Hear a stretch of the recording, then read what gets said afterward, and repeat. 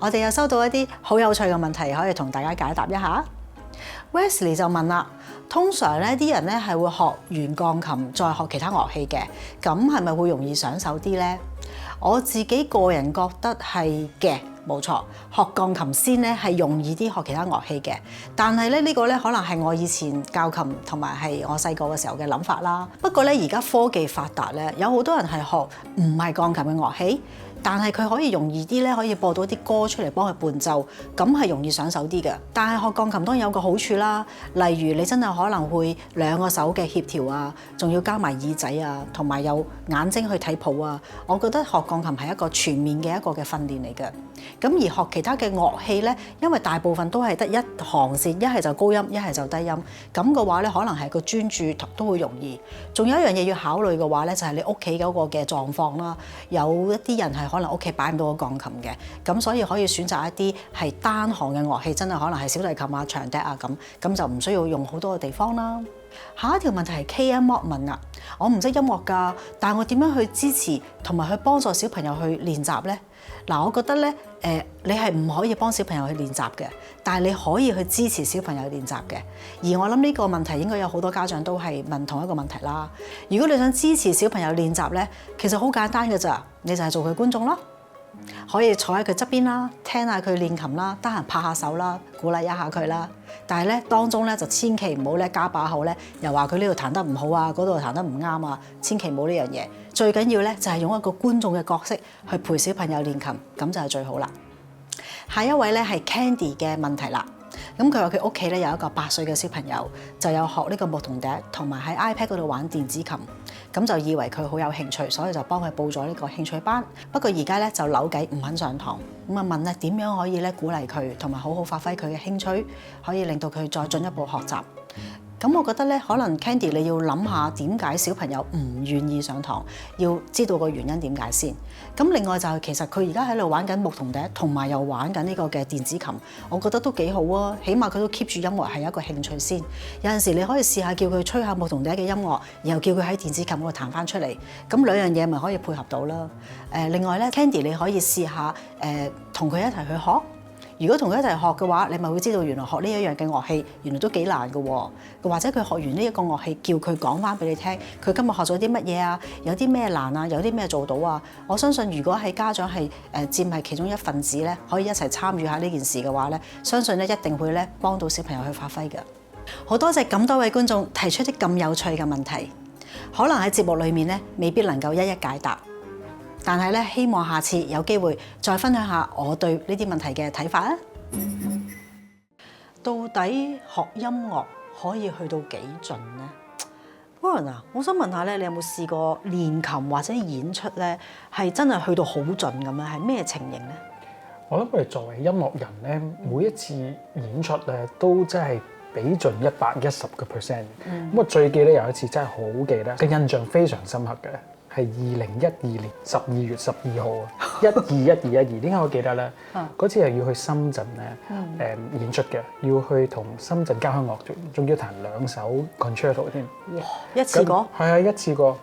跟住咧，架車係車我，之後咧就指揮。因為指揮上車嗰陣時，佢見到咩咧？我兩隻手係黐住晒嗰啲電流嘅，已經有啲電流黐住隻手咧，要電緊我隻手，因為咧。我嗰朝起身咧，兩隻手都揸唔到拳頭，就係因為練琴練到即係過火，過咗龍啊，過腦啊，過腦就腫晒，之後揸唔到拳頭，到出場都揸唔到。不過咧，晏晝嘅時候咧，即係夾咗一次之後咧，我就要夾硬咧去令到佢，即係佢又唔使完全揸到拳頭嘅，但係要弧度夠去彈嘅。咁你點樣喐啊？喐到嘅，都喐到，喐到嘅。咁你痛唔痛啊？出到台咧就唔就係啦，因為係啊，因為嗰陣時咁我諗嗰次係我最盡嘅一次，但係你又有冇啲咁嘅經歷咧？我比起你嗰個，我好少兒科啊，我只不過係甩指甲啫嘛嚇。指甲咋係嘛？因為以前唔使睇醫喺生嘅。唔使咁喺演藝嘅時候咧，我哋其實每個同學都要彈一首咧係南美洲嘅一個嘅幾個嘅作曲家啦。咁其實佢哋都好嗰啲歌咧好快，同埋咧要用好多手指咧去當變成好似一個 percussion 咁樣嘅咁啊敲擊。於是乎你成日撞擊，咁可能自己本身隻手又比較弱啦，咁就啲指甲就開花，然後就慢慢咧就會發覺佢就會脫落。咁就當然流血啦！以前我哋就喺度，大家你傾偈嘅時候咧，喺度做咩？就係攞個膠布喺度翹住啲手指，令到真係唔好再流血咯。咁我仲記得彈完嗰次concert 嘅時候咧，個琴面係有血跡嘅。我都試過呢個。係咪啊？係啊哇！真係。我有次彈下之後咧，咦點解咁黐嘅個琴面？一望咦咁紅嘅點解？跟住原來好似畫幅畫咁樣。係，咁呢啲係咪真係為咗藝術而犧牲咧？都係嘅。都係啊，即係為音樂而犧牲啦嚇。但我相信我哋作為即係你特別啦係演奏家嘅時候，你為咗一個演出，其實真係在所不計，係務求就希望令到嗰個嘅演出成功，同埋可以令到俾觀眾一個最好嘅一個表現咯。係，因為我哋追求完美啊嘛。係。咁但係咧，我又覺得一山還有一山高嘅。係咪？我哋呢啲已經可能係小兒科嚟嘅啫。係因為咧我都試過見過有啲同學咧，以前佢哋練琴咧係練到唔係話電流啊，直情係成隻手變咗黑色啊，因為佢係又係過勞啊。咁於是乎佢就真係好慘啦，佢真係一世都唔可以再彈琴啦咁樣。咁亦都有啲吹管樂嘅一啲嘅同學咧，佢就真係吹得又係過勞，咁而令到佢呢個肌肉亦都係受損，亦都係永遠都吹唔到咁樣。係。彈琴嘅人咧，其實鋼琴嘅人係差唔多可以一日練10個鐘咧，都仲可以。但係譬如吹嗰啲真係唔得㗎嘛。冇可能啊！其實吹2個鐘已經好辛苦啊。咁我以前受傷嘅時候咧，我試過老師同我講，我有3個月咧，點叫偷懶啊？即係我受傷練唔到咁。咁有啲歌咧就係寫俾一隻手嘅啫，左手 left hand alone。咁我練咗3個月俾啲歌，跟住老師話：喂，夠啦喎！即係佢話夠咩？咁我就係通過嗰個夠㗎啦。佢話咧，學習音樂嘅人就係要唔係去令到佢完全唔痛楚。係 pain management 嚇，佢話你總之你要忍痛㗎啦。佢話你點樣去管理你嘅痛楚？係啦，你已經選擇咗呢條路，呢個就係會跟你一世嘅。係，咁你講翻起一個手嗰樣嘢咧，其實有好多嘅作品有都係特別係作俾一隻手去彈㗎嘛。咁啊，鋼琴家有呢樣嘢就比較特別，即係好似譬如即係 Raphael 啦咁，佢都係為咗因為有一個嘅朋友，佢隻手係即係斷咗，咁所以佢就借翻隻左手啦。咁所以咧，佢就整咗一首嘅 concerto 就係俾一個左手咁樣樣。係啊，嗰啲人就真係盡啊，係咪？得翻一隻手咧，都仲佢不但止仲彈琴啊，佢其實同一個人咧，佢請咗好多當時出名嘅作曲家，寫咗好多 left hand only 嘅歌俾佢啊。好犀利！所以真係好盡。所以真係係啦，一山還有一山高。所以我哋今集咧就亦都請到一位朋友咧，佢又唔喺我哋香港呢個環境長大，咁我又想聽下咧，佢又去到幾盡？係咯，可能佢個音樂路都好盡㗎喎。又翻到嚟我哋玩遊戲嘅環節啦。咁今日好開心咧，我哋有一位嘉賓咧係同阿 Warren 咧一齊去玩呢個遊戲嘅。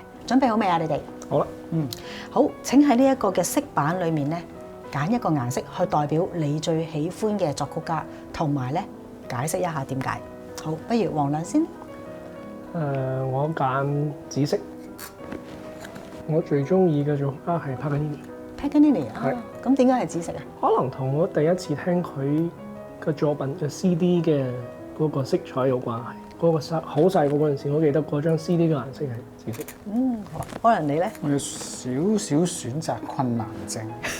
我係倒翻轉咧，其實睇個顏色，佢諗起一首歌。哦，好啊。咁我揀紅色。係。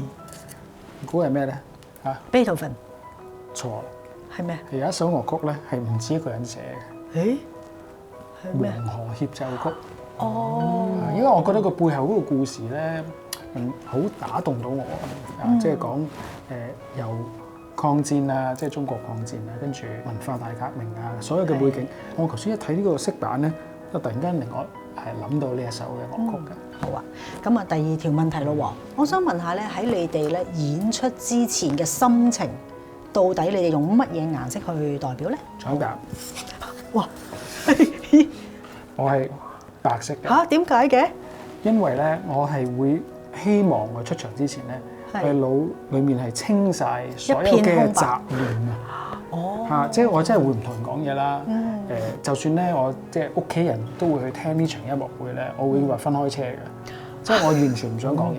係嚇，即係我要冇細嘅學習，所以我係想要白色噶嘛，我係會見到白色嘅。好。咁今次我就揀紅色啦。又點解咧？係啦，我通常上台之前可能會喺腦入邊係 run 嗰個最難用最激烈嗰一句。咁通常可能嗰個紅色可以代表嗰個情緒，係啦，或者係警號啦，話俾自己聽冇錯，冇錯，係啦，係喎。咁即係呢一個遊戲都可以體會到咧，大家咧你對音樂嘅分享同埋你哋嗰個演出嘅心情啦嚇。到底咧學音樂可以去到幾準咧嚇 Warren？我哋今日好開心咧，可以請到黃亮先生嚟到接受我哋嘅訪問。係鼎鼎大名嘅黃亮先生，佢係香港管弦樂團嘅第2副團長。但喺網上嘅朋友咧，可能認識佢咧，佢喺 Covid 嘅時候咧，哇，真係好盡。即係小提琴咧最難拉係 Paganini 嗰24首嘅狂想曲，佢係錄晒擺晒上網嘅。黃亮 ，Hello 大家好，歡迎晒你，係啊。咁我想問下黃亮啊，你嘅音樂路咧，可唔可以簡短一下咧，同我哋嘅觀眾介紹一下？好啊，因為我喺屋企都係玩音樂嘅，其實冇咩可以揀嘅，係啦。去到我呢一代已經第3代㗎啦，跟住好自然就開始學啦，跟住都好似媽咪咁樣，最開始喺度做音樂學院，跟住去咗樂團。但係咧，你係喺大陸嘅嗰個嘅制度咧，就係你係會先去咗附小、附中嘅嚇，即係中學啦。咁喺嗰度係點樣㗎？係學音樂啊，定係真係一間學校讀書啊？係點樣樣嘅？因為小學開始咧，我係當時全班同學，我係除咗我嘅 best friend 之外，都冇人學藝術。我嘅 best friend 係畫畫嘅。小學就係好普通啦，讀書。去咗中學之後，佢同普通小學最大嘅分別就係全部嘅同學都係學音樂，即係附中嗰陣時。係啦，可能唔同嘅樂器啦，但係其實都係 orchestra 入邊之後你會見到嘅，呢個係最大嘅分別。我記得咧，啱先同你傾偈嘅時候咧，其實你係喺瀋陽大㗎啦，然後咧你就考入到去呢個中央音樂學院。其實喺一個地區考入去中央音樂學院咧，係好難㗎喎。係。嚇，咁都幾應該會有好多好 crazy 或者好盡嘅 story 咧，你都可以同我哋分享。我首先問下咧，你最長練琴係幾多個鐘？其實最長時間反而係大學嗰陣時，我記得好清楚。當時大學嘅琴房啦，佢係3個鐘 renew 一次嘅。我嗰一日最多去咗4次，去足咗12個鐘。你隻手冇起枕嘅咩？其實有㗎。後尾先知道，其實唔係時間越長越好。當時都係做學生期間嘅一個嘗試。但係呢個嘗試都有代價㗎喎。有，係。其實當時覺得嗰個效果反而唔係咁好，因為你嘅可以集中嘅時間係有限嘅。過咗嗰個時間之後，就變成好唔受控制嘅反覆。其實唔會練到好多嘢。有咩即係驅使到你？係咪因為身邊嘅其他人都係咁盡嘅咧？係啦，我覺得當時大學同中學最大嘅分別係，我係瀋陽音樂學院附中，當時我係最叻㗎。但係你係地方去咗中央之後，你就唔係㗎啦嘛。啱啱開始係啦，跟住嗰個壓力就有啦。其實係中學啦，我練琴都係爹哋媽咪逼嘅。但係去咗大學啦，自己先知道啊，原來唔練唔得啦。其實當時都唔使佢哋講，我自己就係想下練下，所以先嘗試咗一日練咗12個鐘。我哋之前我同阿 Warren 都有分別咧，講係我哋都有聽過，或者真係身邊嘅人咧係試過音樂去到 production，真係去做即係一啲嘅事情發生啦。我想問下你身邊咧有冇聽過一啲嘅音樂同學或者音樂家嘅一啲嘅比較真係去到好盡好癲嘅一個嘅 story 咧？我聽過，其中覺得最深刻嘅係一個都係彈鋼琴嘅同學，佢係已經練到昏迷咗。係。跟住個故事咧係由佢去醫院講起。我當時唔喺度啦，但係聽陪佢去嘅同學講，佢已經昏迷咗，但係佢個手指仲喐緊。哇！好驚。係都住咗一段時間先出嚟。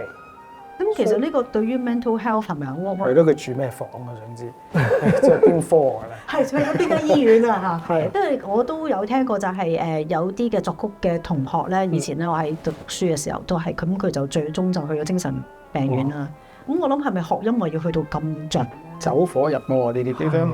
係，我哋都成日都講，其實學音樂應該係真係好應該要陪伴你啦，係一個好好嘅 buddy 啦，同你分享你嘅開心同埋唔開心啦。呢個應該係一個 long term 嘅一個 partnership 嚟噶嘛。但係如果你經常要去到咁盡，咁其實真係我覺得好唔值得咯。冇錯。咁而家做人爹哋啦，係。咁你對你小朋友咧，如果佢想學音樂咧，你又會點樣嚇俾啲咩 tips 嘅咧？之前冇諗過呢個問題，而家真係要差唔多開始啦。我個女女3歲，第4代喎。係，如果佢做嘅話就第4代啦。係啊。係啦，我覺得天分一定有嘅，但係冇人中意練。係，所以點樣開始就好重要。點樣引導佢係開始嘗試？係啦。跟住而家個成長嘅環境同我當時最大嘅分別係，當時係爹哋媽咪係可以好直接叫你練，而家可能佢哋一定自由過我哋當時。譬如你而家喺香港住啦，你哋都見到有好多香港嘅學生去練音樂咧。你又有冇聽過一啲香港嘅學生嘅去學琴學音樂嘅呢一啲嘅比較巔峰嘅一啲嘅行為咧？通常可能快考試之前會加堂啊、加練啦。其實我覺得呢個可能你平時多練少少，去到考試啊、比賽之前，其實應該係一個好似電影度咁樣。去到最尾反而應該自己係放鬆啲。但係好難喎，呢個活動喺香港好似冇乜可能。係咯，個個都咁忙。係。係。咁我哋都真係多謝晒你今日分享我哋嘅故事，即係嗰個故事啦。咁我相信即係音樂要去到幾盡，或者想去到幾盡，呢個其實都好睇個家長嚇，去點樣去幫個小朋友，定係其實真係可能害咗個小朋友。即係你話要入練音樂練到昏迷，呢個真係第一次昏迷之後再彈。哇！呢個真係簡直係好有啲驚添啊！我都希望，我相信冇一個家長係想個小朋友咁。冇錯。音樂起跑線已經嚟到第8集啦。Warren啊，好多謝你啊！呢8集咧一路陪住我去一齊主持呢一個嘅音樂起跑線啦。咁我想問下咧，呢8集你對呢個成個嘅節目咧，你有咩嘅感受啊？我做完呢8集之後咧，又同咁多嘉賓、好朋友去，其實我都冇乜機會聽翻佢哋講佢哋嘅起跑線啦。咁我自己咧獲益良多，亦都深思下我自己咧，而家喺教學啊，或者繼續教小朋友學音樂呢個道路上面咧，係咪有更加做得好嘅空間？咁我希望咧，大家都透過呢個節目咧，有啲反思嘅位即係唔好為咗去考張證書啦，而去逼個細蚊仔，佢如果唔中意學音樂，又或者唔中意學嗰樣樂器咧，令到佢唔中意音樂。其實因為嗰個起跑線喺邊度係唔緊要，最緊要係佢個終點。希望佢係一路到老都有音樂。我自己就覺得咧，拍完呢8集啦，我都相信咧，家長啦或者老師咧，都未必可以改變到咧呢一個成個生態，因為我諗喺學校啊、家長或者係老師，佢哋都希望個小朋友可以喺最短嘅時間可以達到最多嘅嘢啦嚇，或者可能考到最高嘅級啊，或者去到攞到最高嘅獎項啊咁樣。咁但係我都希望可以俾到老師或者家長，就係如果喺呢個道路裡面咧，多啲陪伴個小朋友去練琴啦，同埋音樂欣賞啦，去做多啲聆聽啦咁樣。咁我都希望係小朋友能夠明白係學音樂其實係一個終身嘅嚇，就唔應該係只係睇住眼前呢個咁短嘅咯。過程緊要過嘅，佢最尾嗰個終點喺邊度？睇片頭我哋跑山嘅時候咧，其實嗰度有2隻字慢駛。我哋其實係真係希望咧，學音樂呢條道路咧，唔係鬥快嘅，我覺得應該鬥長。係啊，因為係一個終身嘅伴侶嚟㗎嘛。因為如果小朋友真係以後大個咗，遇到任何嘅困難，佢返到嚟屋企，佢自己佢可以同個樂器一齊同埋一齊去玩音樂。咁呢個係成為佢嘅終身嘅一個 buddy 咯。我自己覺得，希望呢個音樂起跑線可以帶俾大家咧更加多嘅啟發。如果大家都中意呢8集嘅音樂起跑線，歡迎嚟到下面嗰條 link 嗰度，有啲咩嘅 comment 都可以同我哋分享㗎。記住仲要 subscribe 我哋嘅 channel 喎。仲要撳下個鐘仔，同埋記住要俾個 like 啊！喺呢度希望大家繼續有一個愉快嘅音樂長跑。拜拜。家長、老師，你哋想唔想小朋友多啲創意啊？我哋好希望可以小朋友對於每一首嘅作品或者每一次嘅練習都可以表達下佢對呢首歌有啲咩感覺嘅。咁首先你哋可以試下問下佢啊，你覺得呢首歌似啲咩動物啊？似啲咩食物啊、水果啊，甚至乎係咩氣味喎？咁或者你可以試下咧，用一啲嘅顏色卡咧，去叫佢表達一下，到底呢首歌你覺得似啲咩顏色，同埋問下佢點解。我哋好希望可以鼓勵到咧小朋友能夠可以自己講出佢自己對於音樂嘅一個感覺，咁樣喺當我哋學音樂嘅路上面就會有更加多嘅創意同埋趣味咧。